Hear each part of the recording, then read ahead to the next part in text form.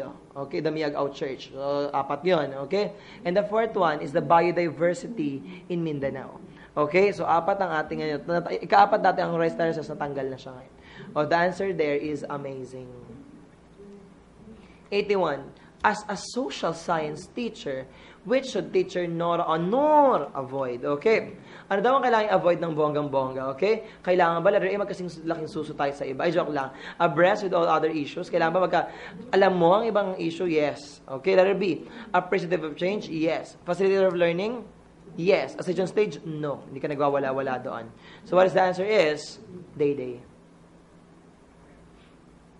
Next number 82. Governor General Narciso Claveria was responsible for the what?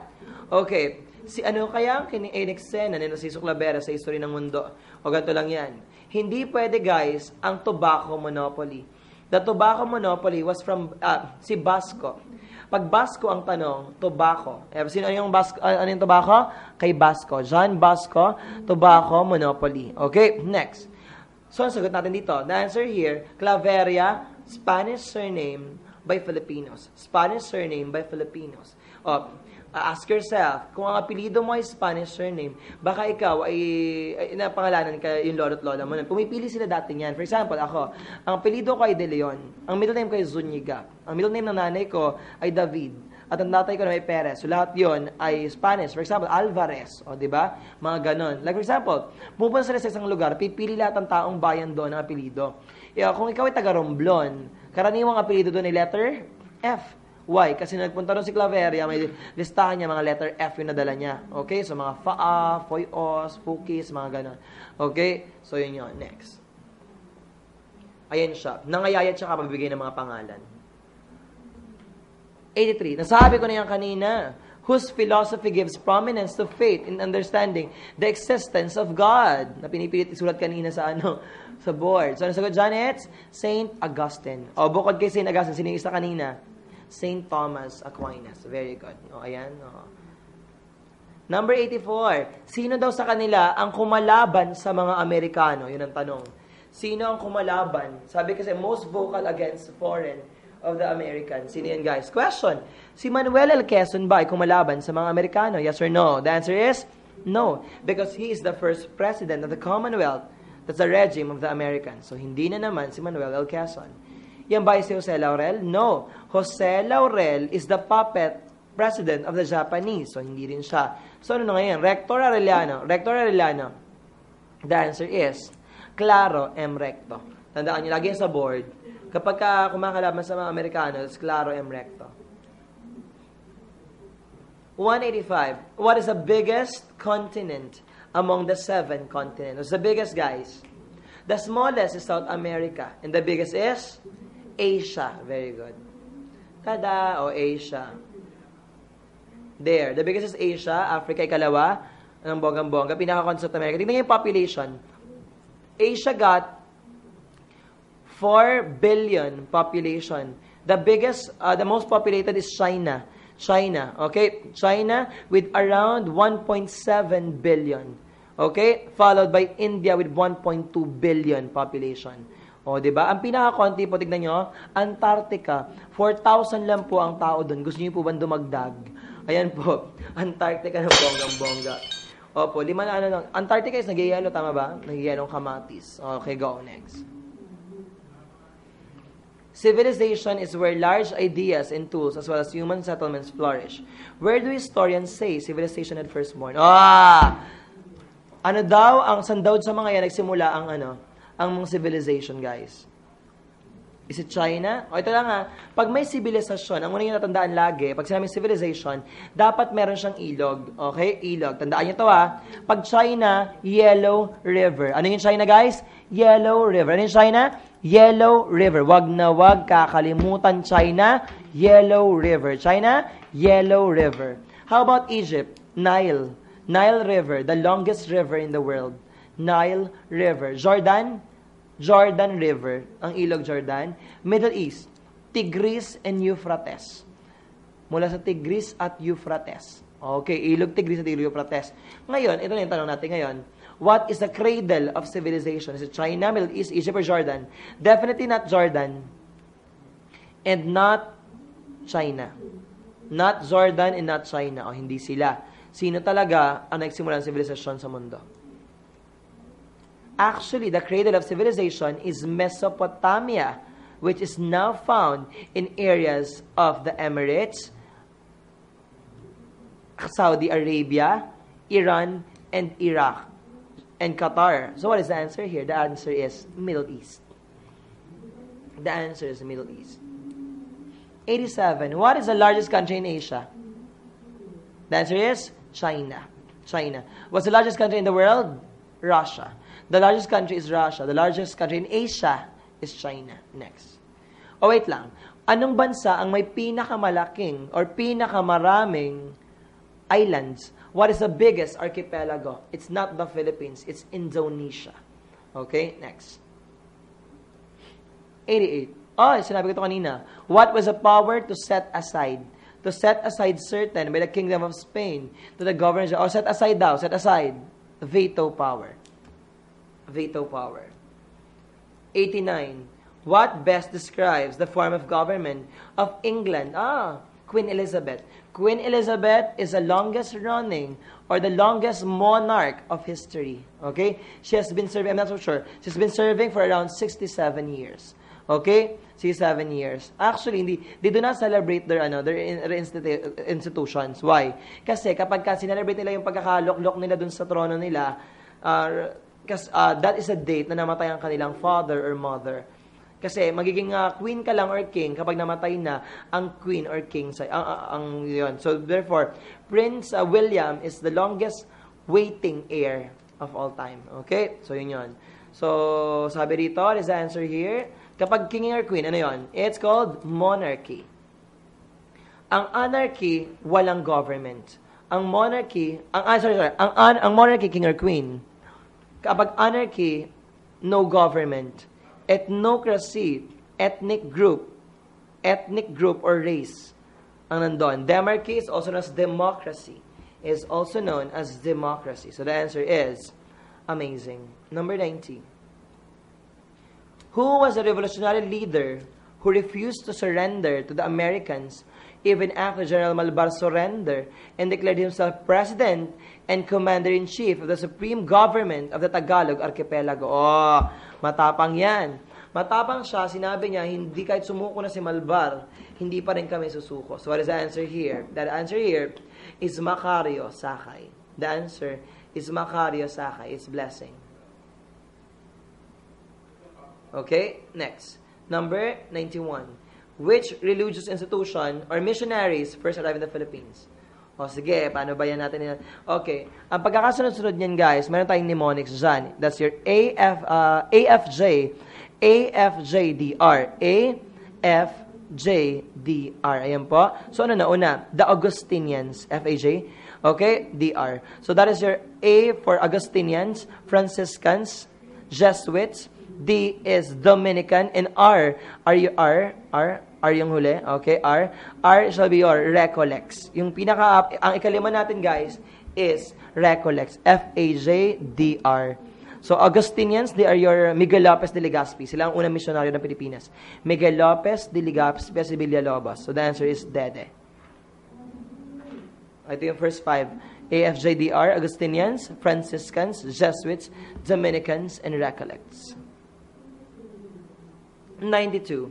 Who were the aboriginal settlers of the island? Oy, sino daw ang nauna sa Pilipinas? Sino daw ang pinakauna sa Pilipinas bago dumating ang mga migrants na tumawid sa dagat sakay ng balangay? So ang tinatanong yung hindi sumakay. Ibig sabihin nandito na sila talaga noon pa. Kasi tandaan mo, ang mga, sabi ko na, ang Malay ay sumakay sa balangay. Okay? Sila ay dumako sa may butuan na punong-puno ng sakay. Maliwanag ba? That is yung balangay natin, ang bonggang-bongga. Sa butuan sila sa Mindanao dumaong. Okay? So basically, hindi sila Malay at ang Borneo ay parte ng Malaysia, so hindi din Borneo. So ano sagot dito? The answer, sino yung original na sa Pilipinas? Original. Negritos. The answer is Negritos. Negritos. Sila ay dumaan saan? Sa tulay na lupa at tulay na yelo. Okay? That is the answer is Negritos. 93. Ito, tinanong ko na sa inyo ito kanina, di ba? What religious institution is the only living remnant of the Philippine Revolution of 1896 until today? Yung buhay pa rin ngayon. Actually, sabi ko na, tinatag siya ni Isabelo de los Reyes, or the father of Philippine labor, tinatag niya ang Iglesia Filipina Independiente. Okay, Iglesia is church.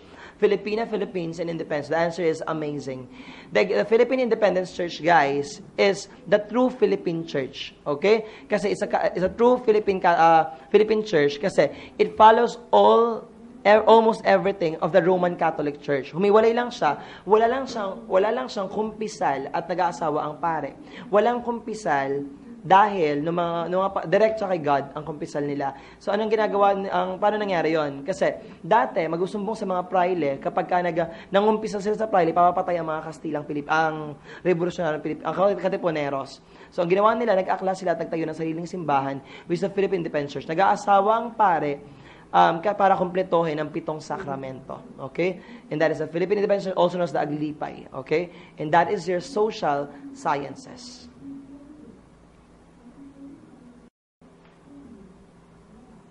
Okay, our next topic is all about sciences.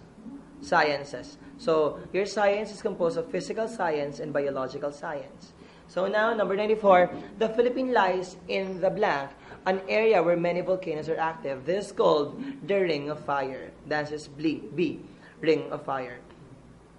So, ang Ring of Fire is may mga faults, so naka-open tayo sa mga faults. Kaya prone to earthquake, lumabas ang magma sa loob. Kaya meron tayong mga volcanoes, Ring of Fire. 95. Ano daw marami sa Pilipinas pero hindi pa fully developed? Marami sa Pilipinas pero hindi pa fully developed, guys. The answer is gas. Marami tayong sun at sea. Ginagamit natin yun. The answer is gas. Marami tayong gas pero hindi natin gagamit. The answer is amazing. 96. Which is an example of a non-pathogenic microorganism. Pag sinabing non-pathogenic, guys, non-pathogenic, it is not pathogenic. What is pathogenic? Disease-causing. What is pathogenic, guys? Disease-causing. So basically, alin daw dyan, guys, ang hindi disease-causing? Letter A, Plasmodium falciparum causes malaria. So malaria ang A. So pathogenic siya.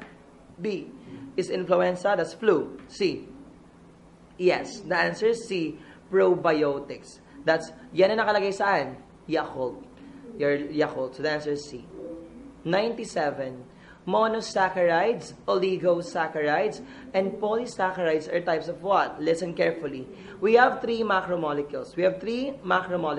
Number 1, you have your protein. Number 1 is carbohydrates. Number 2 is protein. Number 3 is fats. Pag sinabi natin, guys, na carbohydrates, they are also na sugar or glucose. At ang keyword mo ay saccharides. Anong keyword natin, guys? Saccharides. So, pag may saccharides tayo, it means it is water. Okay? It is sugar. Maniwanag ba? It is sugar ng bonggang-bongga. So, paano mangyayari natin sa dyan? Anong trabaho niya sa atin? They give us your energy. So, carbohydrates, energy. Maliwanag ba? Saccharides is a keyword. Next. The next one is fats. The next one is your fats. The next one is your fats. Pag sinabi naman natin, guys, na fats, ito naman ay lipids, okay? This is our stored energy. Lipids are your stored energy. Pati triglycerides, okay? And the third one is protein. They are for muscle repair. Muscle repair. Para sa naman ang muscle repair na to, guys? Okay? Example nito are amino acids and peptides. So, okay, sinabi ko na yung sagot. What is the answer? Number 97, guys. It's carbohydrates because of saccharides. The answer is day. 98. Air, like food and water, is an essential element in human existence. Carried by the wind, polluted air, take note of that. Polluted air called blank falls to earth, poisoning fish and destroying vegetation. Ano yung kaya, guys? The answer is acid rain. Ang greenhouse effect, pumapasok sa earth ang ultraviolet rays at pinapainit ang mundo. That's greenhouse effect. Ang El Nino naman, guys, ay extreme drought with extreme flood and rain. Yes, you heard me right. El Nino is extreme drought with extreme flood and rain. Ang La Nina ay under lang ng El Nino. Anong ginagawa ng El Nino? Kinukuha niya bilang hangin ang lahat. Okay? Ang lahat ng hangin sa buong mundo. So kasama ng hangin, pupunta doon lahat ng mga clouds. So ibubuhos niya sa lugar na yon na may clouds at iinit sa mga lugar na wala ng clouds. That is El Nino phenomenon. So, ang El Nino ay may extreme drought at may extreme rain. So, the answer is acid rain here. Next. Number 99. What are the components of a fungal cell wall? Fungal cell wall. Take note of this. Take note of this. Pag sinabi guys sa board exam na plant cell wall, the answer is cellulose. Hanapin nyo yung may cellulose. Ang plant cell wall ay may cellulose. Kapag plant cell wall, may cellulose. So yun di, malamang hindi cellular, cellulose. Yan. Kapag plant, cellulose. Kapag bacteria, peptidoglycans. Peptidoglycans. P-E-P-T-I-D-O-G-L-Y-C-A-N-S. Kapag bacteria, peptidoglycans. Kapag fungi naman, or fungal cell wall, chitin or chitin. Chitin or chitin. So what is the answer here? The answer is amazing. Ulitin ko nga guys, kapag kapag plant cell wall, cellulose. Kapag bacterial cell wall, peptidoglycans. Kapag fungal cell wall, chitin or chitin. So the answer is amazing. Next. Ayun yung chitin, no? There. Next. 100. What is a molecule that allows plant to capture energy from sunlight? O ano daw part niyang nag-ano ng sunlight? It is called chlorophyll through the process of photosynthesis. O ito yun. Photosynthesis, may sunlight, may carbon dioxide, at may water. So, kailangan niya ng sunlight para magamit ang carbon dioxide at water through your chlorophyll. Through your chlorophyll. Pag tinanong sa board examination, how many oxygen? 6. How many carbon dioxide? 6. How many water? 6. 6 water plus 6 carbon dioxide plus sunlight will yield 1 glucose. How many glucose? 1 and 6 oxygen. How many carbon dioxide? 6. How many water? 6 plus sunlight will yield how many carbon dioxide? How many glucose? 1. How many oxygen? 6. I will repeat that. 6 carbon dioxide plus 6 water plus sunlight will yield how many oxygen? 6. And how many glucose? 1. 101. What will happen to a plant cell wall in a hypotonic solution? Kapag hypotonic solution, mababa ang sodium. Ano mababa guys? Sodium. So mababa ang sodium niya kumpara sa cell. Ganito yung rule dyan. Where sodium goes, water follows. What is the rule, guys? Where sodium goes, water follows. That is the general rule. Where sodium goes, water follows. Sabi dito, hypotonic. So, ano nangyari? Ano meron? Kapag sa hypotonic, marami or konti ang sodium. Hypo, mababa. Kung mababa ang sodium niya, sabi yan ng rule, where sodium goes, water follows. Kung ito ang cell, at ito naman ang water, ang solution, ano siya? Hypotonic. Hypo. So, mababa. So, sino mas mataas ang sodium? Si cell. So, ano gagawin ngayon ni cell? Kukunin ba niya yung water? Papasok ba ang water sa kanya o lalabas ang water sa kanya? Ulitin ko. Where sodium goes, water follows. Kapag hypotonic, mas mababa ang sodium. Pag hypertonic, mas mataas ang sodium. Kung ito ngayon, guys, ang water, ay ang cell, ito ang cell, at ito ang hypotonic solution, sino ngayon na mas mataas ang sodium? Si cell ba o si water? Ito ay hypotonic, ito si cell. Sino sa taas? Si cell, kasi hypotonic to. Maliwanag ba? Anong gagawin niya? Papasok ba kay cell ang tubig o lalabas kay cell ang tubig? Papasok kay cell ang tubig. So, ano mangyari? The cell will swell. The cell will swell. Maliwanag ba? Kapag hypertonic naman, sino mas mataas? Si solution. So, ano lalabas? Lalabas kay cell ang water. It will shrink. Kung hypertonic. Pero ang tanong, hypotonic, the answer is day, because it will swell. 102. An ant economy stores food in the summer, defends itself by stinging enemies, and invades a competing ant colony and steals larvae and uses them as new workers. So, ano ginagawa nila? Ini-invade nila ang ibang colony, tapos ginagawa nilang worker yung mga, nito. Okay. Ano kayang tawag dyan? Is it defeat, habitation, succession, or niche? Hindi yan success, it's succession. Pag sinabi natin guys, ecologic defeat, natalo sila.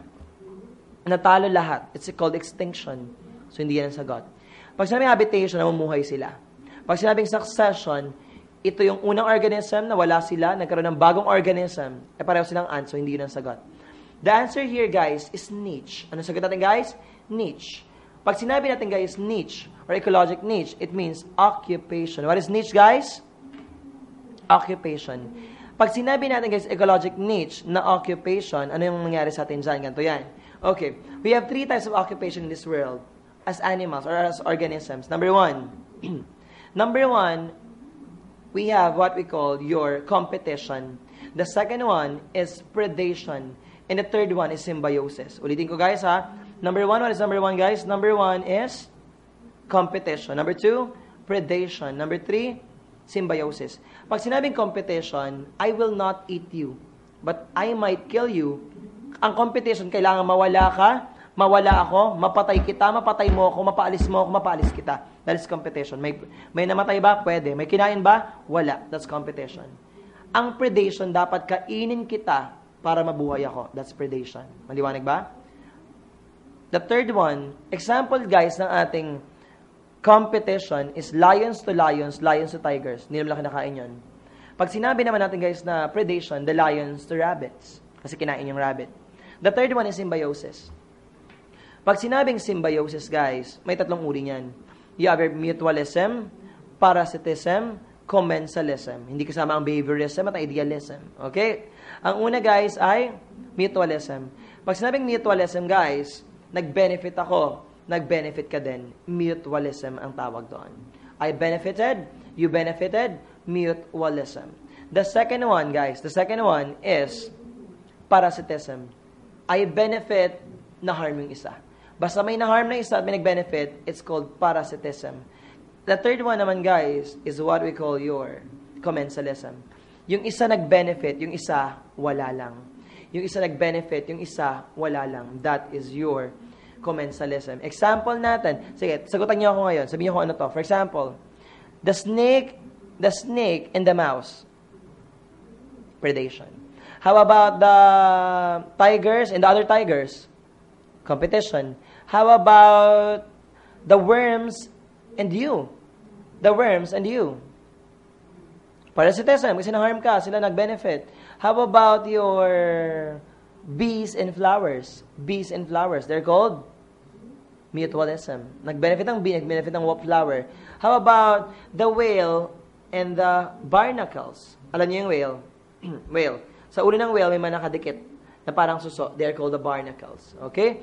Kapag whales and barnacles, guys, ang sagot naman doon ay commensalism. Very good. So, 102, what is our answer? The answer is day. Next, 103. What are the pakibilugan ng word na amoeboid? Amoeboid. So therefore, it is an amoeba. An amoeba is very special. Wala siyang paa, wala siyang panggalaw, except pseudopods. Ano sabi ko, guys? Pseudopods. Pag sinabing pseudopods, false feet. False feet. Para maging familiar kayo kay amoeboid, kung nanonood kayo ng Powerpuff Girls, you know Powerpuff Girls? Di ba may kalaban sila doon, yung Gangrene Gang, yung mga amoeba boys? So therefore, parang sila gumalaw, di ba gumaganon lang sila? Walang paa, walang kamay, and that is called pseudopods. So, anong tawag sa kanilang para magbigay ng shape? Pseudofilament. The answer is blessing. The answer is pseudofilament. 104. A toothpick can sit on the surface of water due to what? Okay, may toothpick daw. Pag nilagay ko sa tubig, guys, anong tawag doon? Is it surface tension or buoyancy? Okay, tignan nyo to. This is a bottle of water. Question, tingnan mabuti. Hindi siya puno. Am I right? Pag binato ko to sa tubig, lulutang to or lulubog? Lulutang, kasi may air sa loob. Tama ba ako? Pupunuin ko to ng tubig sa loob. Lulutang to o lulubog? Lulubog na siya. Maliwanag ba? So, sino yung lumutang? Yung air sa loob o wala? Yung may air sa loob. Ang tawag dun, guys, ay buoyancy. Ano tawag, guys? Buoyancy. Ang isang buoyant, guys, ay lumulutang lamang kapag may air sa loob. Example, ano mas mabigat? Pako o barko? Ano mas mabigat? Pako o barko? Pako? Mas mabigat ang pako. Ano mas mabigat? Hindi ko sabi ano lumulubog. Pako o barko? Mas mabigat. Buhatin nyo. Sige, ano mas mabigat? Barko. Maliwanag ba? Kaya lang, bakit lumulutang ang barko? Lumulutang ang barko kasi may air siya sa loob. And that is called buoyancy. Maliwanag ba, guys? Ang tanong sa situation natin, toothpick. A toothpick can sit on the surface of water. What is that called, guys? The answer is surface tension. Dahil wala namang hangin sa loob ang toothpick. For example, ako, naglangoy ako sa tubig. Pag ako naglangoy sa tubig, lulutang ba ako lulubog? Lulutang. Why? Kasi may air ako sa lungs ko. Pag nainom ko na lahat ng air, lulubog na ba ako? Yes or no? Possible. Lumabog ka na. Pag pinasukan na din ng air ang lungs mo. So the answer here is surface tension. Okay, next. Oh, this is buoyancy. Ayan, kasi may air sa loob. And this is surface tension. Yung lamok. Next. Tada! Oh, ayan. Next number. Oh, ayan. Alam niyo ba yan? In a flame test, the presence of boron in a solution is evident by what color flame? O ano daw yung boron-boron na yan, guys? O hindi nyo alam, di ba? Bright green, gold, brick red, or lilac. O lilac de lima. O titignan ito, guys. Sige ito, guys. Sige, next. Pakita ko sa inyo yung mga colors. Titignan yung mga colors. There. Sige, hanapin yung sagot natin.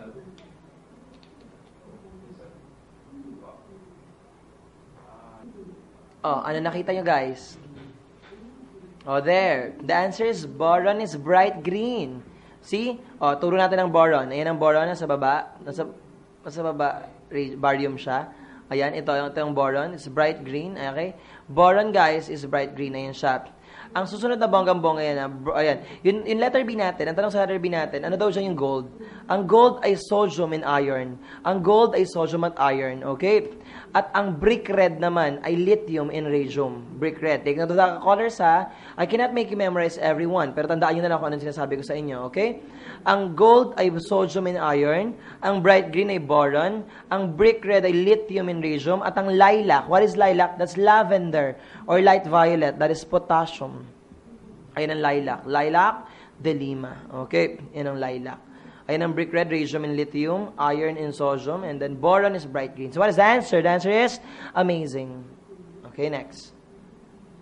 Which is true of metalloids? Paano ka ba magiging metalloids? Pag meron kang property ng metals at non-metals. Yun ang metalloids. So the answer is D. The answer is D. Mali lahat ang A, B, at C. Bakit? Kasi metalloids are better than non-metals. And they are less than metals. I will repeat that. They are better than non-metals and they are less than metals. Those are metalloids. 107. What are the hormones responsible for plant growth, promoting axillary bud growth and apical dominance? Ito yung mga bagay na ayaw nyo sa mundo, di ba? Ito yung mga bagay na hindi nyo alam. So, ganito lang yan, guys. Unang gagawin natin. Alisin nyo yung pinaka-konting lumabas. Ano yung pinaka-konting lumabas? Abscissate. Alisin nyo na yung abscissate.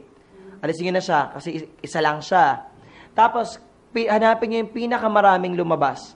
Malamang kasama. Anong pinakamarami? Oxine, oxine, oxine. A, C, and D. Merong oxine lahat. So, wait. So, tanggal na ang C. Tanggal na ang C, tanggal na rin ang B. Bakit? Kasi ang B walang oxine. Tapos ang C may abscissate. Tandaan nyo ito, ha.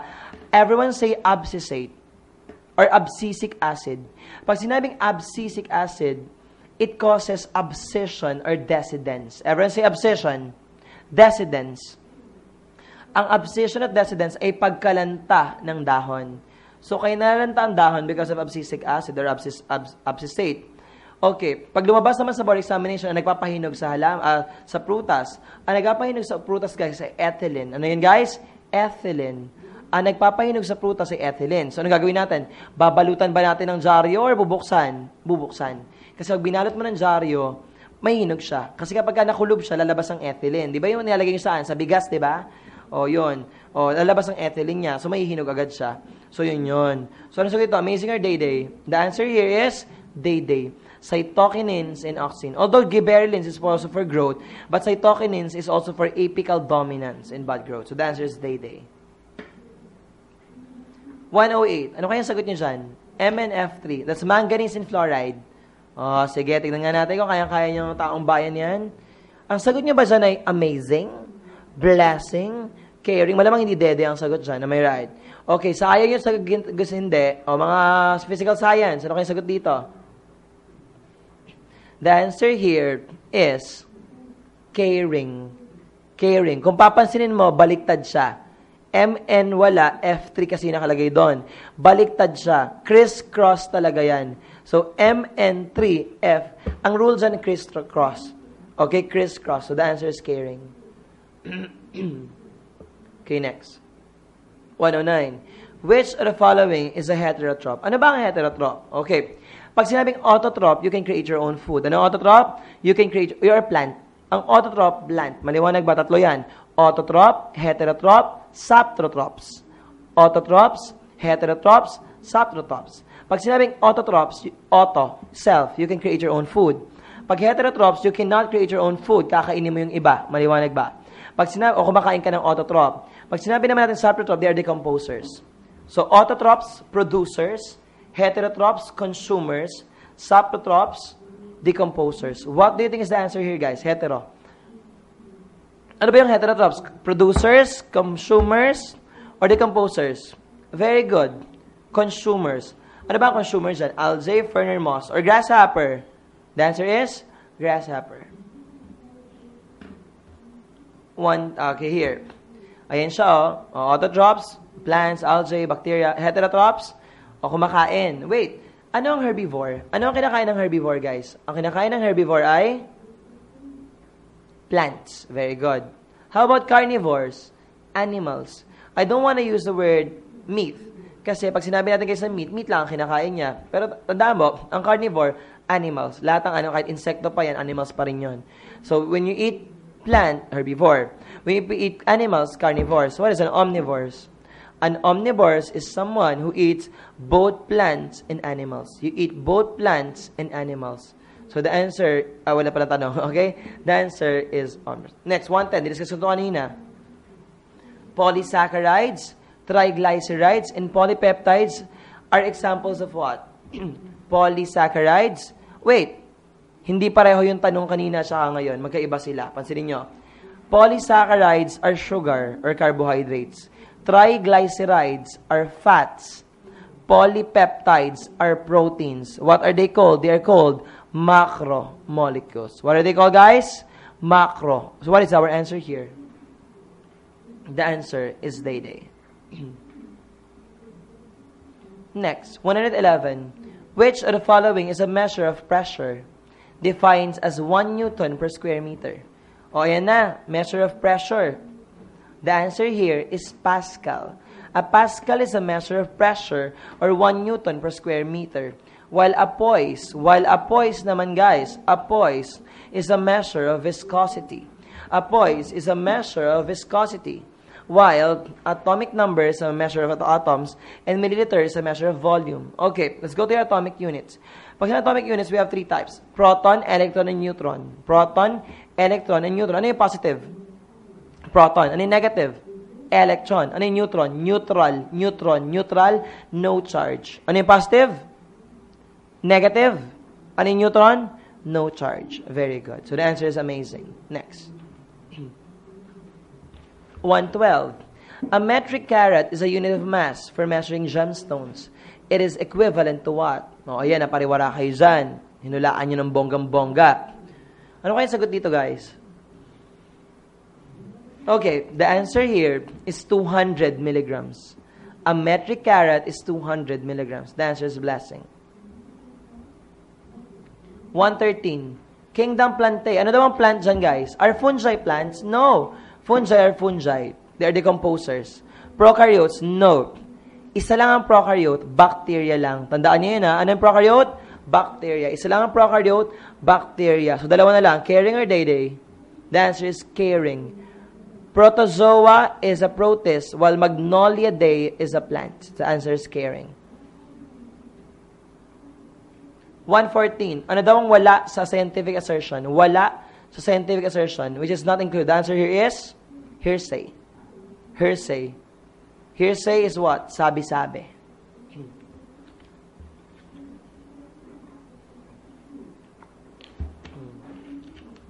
Oh, 115.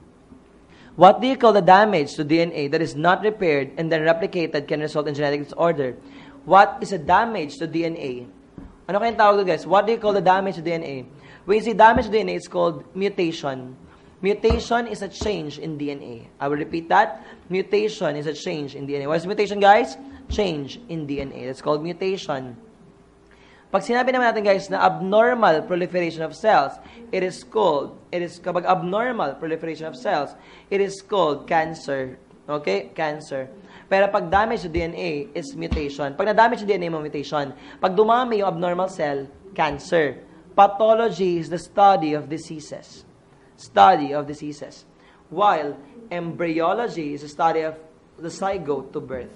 Mula na mabuntis ng tatay mo, ang nanay mo, at mabuo ka hanggang ipanganak ka, ang tawag ay embryology. I will repeat.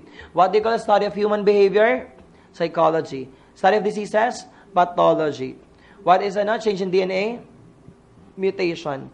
What is a abnormal proliferation of cells? Cancer. So the answer here is amazing. Mutation. The answer is mutation. Okay, next. 116.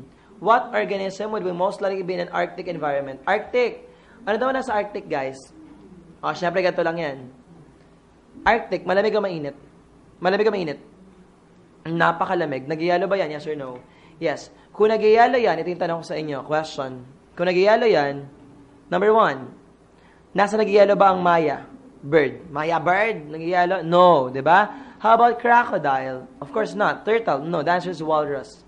Walrus. Walang picture ng walrus dyan eh. Pero ang walrus, guys, ito yung, alam niyo yung sea lion? Sea lion? Yung kaibigan ng mga dolphins? Sea lions? Sila yung sea lion na may mahaba rito. Okay? That is your walrus. Okay? So the answer is blessing. 117. How are bats able to navigate in the dark without bumping into another? Okay? Without bumping into anything. Oh, bakit? Nakakita ba mga bats? Hindi. Tama ba? Hindi nakakita mga bats. Okay? Ang ginagawa nila, naglalabas, nag-i-emit sila ng sound. Okay? Paglabas nila ng sound, tatama to sa object, babalik sa kanila. Ang tawag doon ay echolocation. Anong tawag doon, guys? Echolocation. That is called echolocation. So, anong sagot dyan, guys? The answer is amazing. Why? Longest answer. Maliwanag ba? Napakahaba kaya nung A. Hindi yan i-type ng ganyan kahaba kung wala lang. Okay? The answer is amazing. Tada, echolocation. Next. 118. This demonstrated the feeding connection between all life forms. Okay? The feeding connections of all life forms. Ano daw yan? Yung kinakain ng lahat. Kinakain ni ganito, si ganyan, si ganito, si ganyan. Ano kayang tawag doon, guys? That is called, very good. That's called the food web. Food web. Very good. Pakita ko sa inyo ang food web. Ito siya. Okay? Ayan ang food web. Kung itapat natin ang arrow sa plant. Ang plant, okay, ang arrow sa plant. Ayan. Ang plant ay kinakain ng grasshopper. Ang grasshopper, mali. Ang plant ay kinakain ng grasshopper. Ang grasshopper ay kinakain ng scorpion. At ang scorpion ay kinakain ng kitfast. Ang kinakain din siya ng ground squirrel. Na kinakain ng squirrel ng golden eagle. Kapag maraming ganon, food web. Pag isang linya lang, food chain. Pag isang linya lang, food chain. Ang tawag sa isang linya, guys? Food chain. Pag tinanong sa board, ilang percent ang nakakuha ng bawat layer? Ilang percent ang nakakuha ng bawat layer, guys? Ilang percent? 10%. For example, kumain ako ng prutas mamaya, 10% ang makukuha kong energy. Okay? 10%. So that is called 10%. Okay? That's a food web. Next. 119. What do you call the taking away of life of another person without due process? Taking away the life of another person. Wait, is it capital punishment? No. Ang capital punishment is lethal injection. Lethal injection or cilia electrica. May due process ba yun? Yes. Diba? Is it suicide? You know suicide? No. Because ang tanong, taking away of another person. Suicide is not. Okay? May culture na normal ang suicide. Japan. Why? Kasi, kapag pinahiya mo ang pamilya mo, kailangan mo mag-suicide. That is called harakiri. Harakiri. So what is the answer? Amazing or blessing? Ano yung taking away of another person's life without due process? Euthanasia or salvaging? The answer here, guys, is none other than... Wait. Ang euthanasia ba may due process? Meron na wala? Oy, meron na wala. Ito ba ay ano? Ito ba ay, anong tawag dito? Walang due process? Meron. Di ba pumipirma yung mga doktor? Pumipirma yung pamilya. So the answer here is salvaging. Sa ba pinatay yung mga sinasalvage? Di ba alam nyo? Sa mga damo-damo? Yun yun. The answer is salvaging. 120. A species of fish lived in a lake. When a dam was constructed in the area, a group of fish was separated and populated on a new pond. Ay, tignan nyo to. Nagkaroon ng dam. So, nagkapalit sila ng lugar. Nagkahiwalay sila ng lugar. Nung nagkahiwalay sila ng lugar, nagkaroon ng bagong Species. Nagkaroon ng bagong species. Ano nangyari doon? Is it geographical, chronotropic, time, episodic, pangyayari, behavioral? The answer is geographical. Kasi nalipat lang sila ng lugar. The answer is amazing. Next. Okay, next number. What do you call the protein shell of a virus? The protein shell of a virus is called, hindi pwede ang B. Naman, lambda bacteriophage. Hindi pwede kasi bacteria yan, di ba? May laman siyang ano ulit kanina? Peptidoglycan. So, hindi yan. Hindi rin siya pwede maging capsomere. Hindi. Nasa loob yun. The answer is capsid or virions. The answer is capsid. From the word capsule, it is a protein shell of a virus called capsid. Let me show you the capsid. There you have it. Ayun siya, nasa loob. Capsid. There. It encases the genome of the virus. There, capsid. Yan ang capsid. Ayan. Yan yung buong yan. Yung nagbumabalot sa kanya. Yung buong yan. Ayan. Ang kinaganda niya yan. Ayan. Very good. Okay, next. Sinagot ako na ito kanina. What do you call the polluted air carried by the bumabagsak poisoning fish? What is that? It's called acid rain. It's called acid rain. 123. In the Pacific area, a storm is called what? Is it hurricane, El Nino, typhoon, or La Nina? Okay, guys. In the Pacific area, a storm is called what? We have two answers. The answer is hurricane and typhoon. Maliwanag ba? Dalawa kasi ang part ng Pacific. Yung part na nasa kanan, America, nasa kaliwa, Asia. Pag sa kanan, hurricane. Pag kaliwa, typhoon. That's why we call Hurricane Katrina and Typhoon Yolanda. Okay, so dalawa ang sagot natin. Ito lang yung tanong ko sa inyo. Nasaan ba tayo ngayon? Philippines. Ano yun? Asia. So ano tayo? Typhoon. The answer is typhoon. Pero kung walang typhoon, hurricane is the best answer. 124. When the North Pole is tilted towards the sun in the summer, and when the sun shines all time, both day and night, what is it called? O pag araw-gabi, walang panty. Ano daw yun, guys? Hindi, pag araw-gabi, kapag araw-gabi daw umaaraw. 1, 2, 3, okay, Marie. 3, 4, 5, 6. Okay. Ano daw ang tawag, guys, kapag araw-gabi, umaaraw? Yun ang tanong dyan. Hindi yan twilight sun. Ang twilight sun, yun yung araw kapag magbubukang liwayway. So, hindi siya yon. Ang northern light is aurora borealis. Aurora borealis. That's the northern light. Aurora borealis is the northern light. Walang southern light. Walang summer light. It's southern light. Aurora australis. I will show you later aurora. Ang aurora, guys, yung sumasayaw na liwanag sa langit tuwing gabi. Sa North Pole at sa South Pole. So, ano sagot natin dito, guys? It's called midnight sun. Very good. Ang midnight sun, ito siya. Ayan, 24 hours. Meron siyang araw. Tignan natin siya. Ito siya. Tada, ayan ako. Hating gabi ang pinicturan ko pag gumising ako para lang ipakita sa inyo. Yan ang midnight sun sa Norway. Ayan, Hindi yan ang sun, yung isa. Ay, ako yan. Nandyan ako. Ayun yung sun. Next. Ito naman ang aurora. Ang aurora means sunrise. Ito siya, Tada!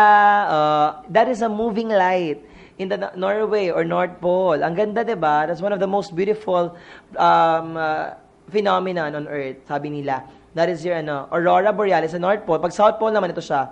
Aurora Australis. Mali nakalagay. It's called, pakibura siya. Okay? Pakibura yung Borealis. It's Australis yan. Pakitanggal. Yes. Australis yan. Sa Australia kasi nagaganap. Maliwanag ba? Gumagalaw din. Hindi yung paghapon dito sa Pilipinas. Gumagalaw yan lights na yun. It's so beautiful. Kasi ang hirap picturean yan. Okay? Ayan.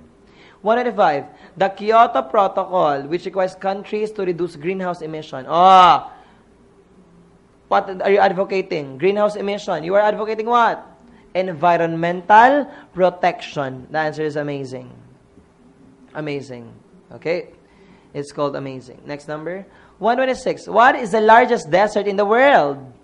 What is the world's largest desert? Guys, the world's largest desert is Antarctica. Tandaan niyo yan.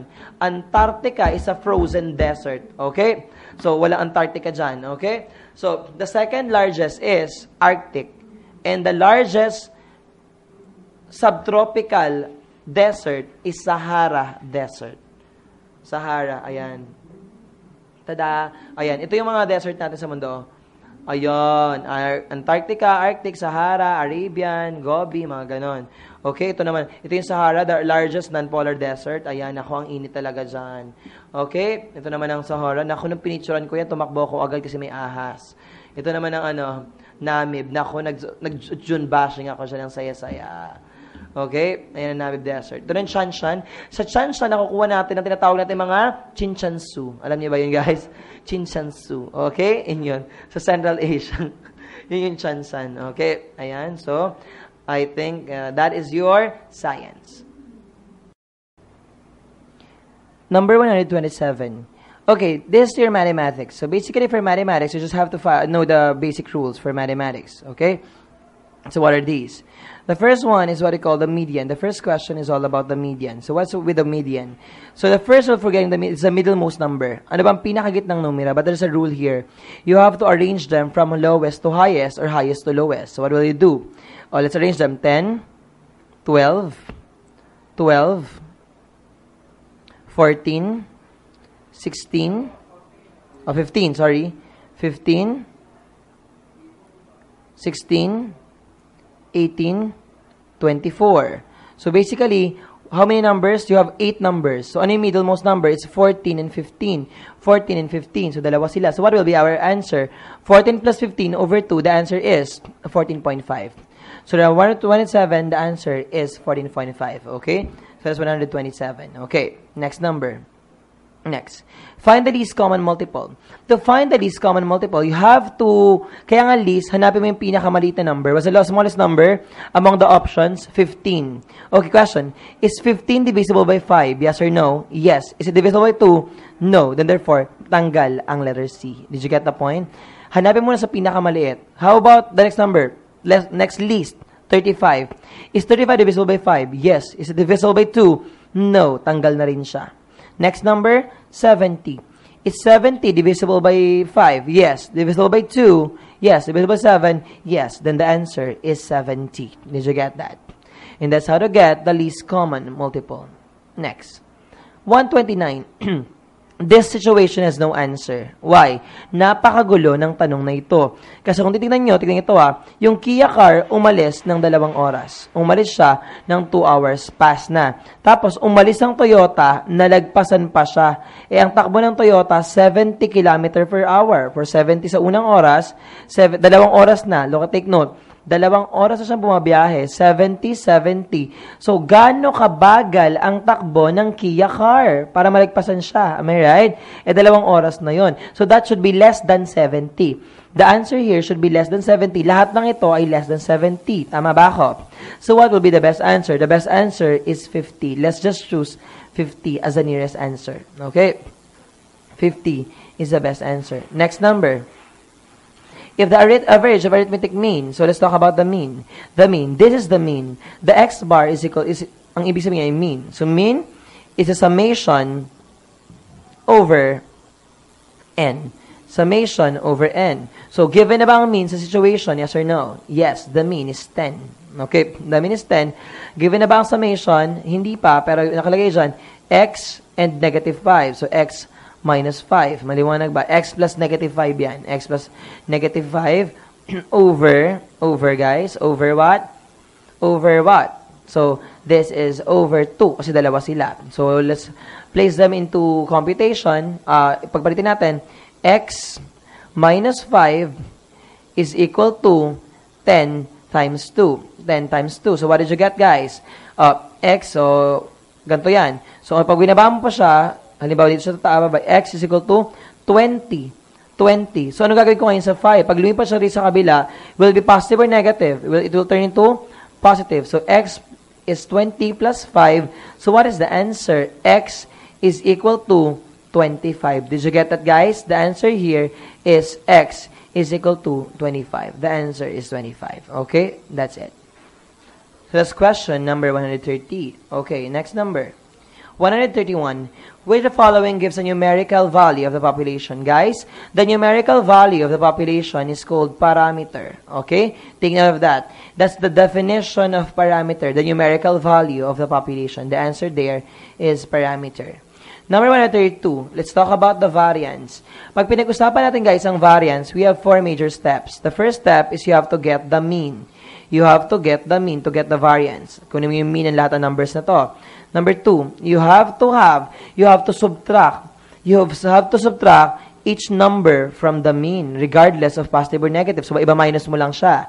The third step, guys, is you have to square the difference. Di ba, minus nyo. I-square nyo yung bawat difference. And number 4, you will get the variance. That's the variance already. The variance, guys, the variance is the average of the square difference. That's the average already. So, paano natin gagawin yon? Isa-isahin natin. Una, mean. Kunin natin ang mean ito. 80 plus 75 plus 60 plus 95 plus 100 over 5 will yield what? 82. The mean is 82. So, after getting the mean, guys, you have to sabi number 2, nakuha na yung mean. Check na to. Pak. Next. Kunin naman natin, guys, ang i-minus sa bawat number. For example, 82 minus 80. 2. Next. 82 minus 75. 7. Next. 82 minus 60. That is 22. How about 82 minus 95? That is what? Ano bang 82 minus ano? 18. 13. That's 13. Okay? How about 82 minus 100? That is 18. So, next. Sabi dito, nung na-minus, di ba, ang ginawa, minus ko lang siya sa bawat isa, kaya natin nakuha yun. Next. Kailangan mo namang i-square daw silang lahat. I-square natin sila ng bonggang-bongga. Using your calculator, we're now going to square them. So, how to square them? 2 square is 4. 7 square is 49. 22 squared. What is 22 squared? You can use your calculators, actually. 484. I'm using my calculator right now. That's 484. 13 square. What is 13 square? If you don't have a calculator yet, you can order to your RA or staff for 333 pesos. Okay? That is your 13 squared. Next, 18 squared. 324. Okay? 324. So, that's the fourth step. Na-square ko na siya lahat. Nag-guess nyo ba yung point? Minus ko lang isa-isa, sin-square ko. Tapos, i-average mo lang siya. Average mo lang siya. So, 4 plus 49 plus 484 plus 169 plus 324, it will yield, tapos i-divide mo siya sa kanya, and you will get the variance. The variance is 206. Kung papansinin mo, walang 206 sa ating options. Tama ba? So, walang sagot dito. Ang pinakamalapit is D, but the answer is 206. If ever you see 206 in the actual board, you would answer 206. And also, wait for a moment. So, may 206 na tayo dito. Ganito yung isa pa nating rules, guys. So, 206 na yan. Pag ang tanong naman, guys, ay standard deviation. Number 5. Standard deviation. Ang tanong ay variance. Walang sagot. Halimbawa, ang tanong ay standard deviation. You just have to square the variance. I-square mo lang siya para makuha mo ang standard deviation. Kung ang tanong ay standard deviation, the square root of 206, that's 14.35. Kung standard deviation, variance ang tanong, 206 yan. Next. Which among measures of central tendency is not influenced by outliers? Not influenced by outliers. Okay. Ang hindi naapektuhan ng outliers ay ang mode that made it the most stable. What is not influenced? Mode. What is the most stable? Mode. What is the most stable, guys? Mode. What is not influenced? Mode. Maliwanag ba? What is the best to use? Mean. What is the best to use? Mean. What is the most stable? Mode. Anong pinaka-best? Mean. Most stable? Mode. What is not influenced? Mode. Kaya lang, ang mean, it is influenced by extremes. It is influenced by what? Extreme. Sobrang taas at sobrang baba. So, pag may sobrang taas at sobrang baba, ang gagamitin natin ay median. Maliwanag ba? Ulitin ko. What is not influenced by outliers? Mode. What is the most stable? Mode. What is the most, what is affected by extreme scores? Mean. What is the best to use? Mean. Pag may extreme score, what do you use? Median. Take note of that. Okay? Next. 184. If a die is rolled, what is the probability of getting a number described by 2? Oh, question. Ilan ba ang face ng isang dice? Ilan ba ang face ng isang dice? Ang isang dice ay merong 6 na parts. Maliwanag ba? 6 na faces. Okay? Ilan daw ang probability na lalabas yung number 2? Ilan ba yung number 2 doon? Isa lang. Tama ba ako? Am I right? Then therefore, what is the answer here? The answer here is 1/6. Isa sa 6 na chances yon. Okay? The answer is 1/6. The answer is D. 135. How to get this? Averaging lang yan. So, i-add mo lang lahat. 75. Ilan ba yung 75? Dalawa. So, plus 75. Ilan ba yung 85? 4 plus 85 plus 85 plus 85 plus 85. So, apat na 85 siya. Okay? Plus 85. So, apat na 85, 75 divided by 6. Kasi 6 silang lahat. Okay? Kasi divided by 6. Kung hindi nyo naman makuha yun, guys, kung hindi nyo makuha yun ng bonggang-bongga, pwede namang ang gawin natin ay ganito na lang. Okay? 75. Ilan ba yung 75? Dalawa times 2 plus, ilan yung 86? 86. O ilan ba siya? 4 over 2. And over 6. And you will yield the same answer. So the answer here is 82. If you compute that, the answer here is 82. Is that clear, guys? Very good. Okay. Next number, 136. Okay, sabi dito, in the example of 10 to the 5th power, okay, plus 6x. What is the exponent, guys? What is the exponent? The exponent is to the 5th. Tama ba? So 5. The answer here is B. Okay? That's it. That's 136. Next number, 137. Simplify this. If you have a calculator, you can just place this directly to your calculator using the open and close parentheses. Kung ano nakasulat dyan, isulat nyo lang siya, lalabas din yon. So, kung wala ka namang dalang calculator, you just have to use the distributive method. Pag may open and close parentheses, you have to multiply the sign or the number beside them. For example, for this one, you have to multiply the negative to negative kasi nasa loob siya. Okay, for example, 6 minus, open parenthesis, 3 plus 4 plus 11 plus 8. Okay, and that is our formula. So what do you do now? Distribute individually. 6 minus 3, distribute dito, minus 4, kasi minus 4, distribute minus 11, distribute minus 8. And this is now your formula. You have to just compute them completely and it will yield negative 20. Okay? So the answer here is day. Okay? This is day. Next number. Simplify the following. So to simplify the following, you have to use factorial. What did I say, guys? Factorial. So let's try 3x minus 12 over 3x over what? Over x minus 4. So what to do here? What do you do here? So basically, you have to factor this. Kailangan mailabas mo yung x minus 4 dyan para makancel mo siya. X minus 4, okay? O, ilabas mo yung 3. Tingnan kung tama. 3 times x, 3x. 3 times 4, negative 12. And that's it. Over 3x, over 3x, over x minus 4. Now, question. Can we cancel 3 now? Yes or no? Yes. Cancel 3. Cancel 3. Can we cancel x minus 4? Yes or no? Yes. Cancel. Cancel. Kasi pareho lang naman silang minus 4. Tama ba ako? So, naiwan x. Since nasa gitna siya, hindi x ang sagot natin. Kasi nasa baba siya o nasa gitna siya, lalagyan mo pa siya ng 1. So, ang sagot dyan ay 1 over x. And that is your simplification. The answer is dead. Okay. Next number, 139. Median again. You have to arrange them now from highest to lowest. O, ano ba yung pinaka-lowest or lowest to highest? That's your 10. What else? O, pag-say natin na, 10. What else? After 10, you have your 11. After 11, you have your 11. 11. Ayun yung magsulat. Okay, ayan po. 11. Next will be your 12. Next, you have your 13. You have your 15. You have your 17, 19, and 20. So, ano bang middle most number? 13 and 15. The answer here is 14. Okay, the answer here is 14. That is your median. Ang pinakagitnang number ay 14. Next, simplify. This is also a process, okay? This is also a process of factoring. So basically, you have to factor. So ang pag-factoring, kailangan mo kumuha ng lowest term para maibawas sila sa loob. For example, 3x minus 9. So to do that, ilabas mo yung 3, x minus 3. Tingnan ko tama. 3 times x, 3x. 3 times 3, 9. And that's it. And then, ihiwalay na ito, x plus 3 times x minus 3. X times x squared, 3 times 3, 9. Cancel, cancel. What did you get? 3 over x plus 3. And this is letter B. Okay? The answer is blessing. 141 prime factors. May mali sa question na to kasi walang sagot yan. Okay? Kailangan mo lagyan ng 5 sa dulo. So the answer is dede. Kahit hindi mo alam yung 5, yan pa rin ang sagot natin. Why? Pag sinabing prime factors, this is a number which cannot be divided by other numbers other than itself and 1. Ulitin ko.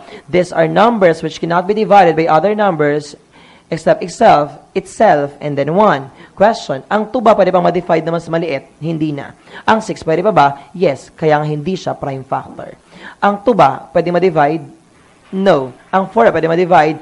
Yes, so hindi rin siya prime factor. Ang 2 pwede ma-divide? No. Ang 3 pwede ma-divide? No. Ang 4 pwede ma-divide? Yes, it's not a prime factor. Ang 2 pwede ma-divide? Yes. Ang 3 pwede ma-divide? Ayun, ang 2 pwede ma-divide? No. Ang 3 pwede ma-divide? No. Ang 5 pwedeng ma-divide? No. That makes letter D as the answer as a prime factor. I will repeat because the prime factor is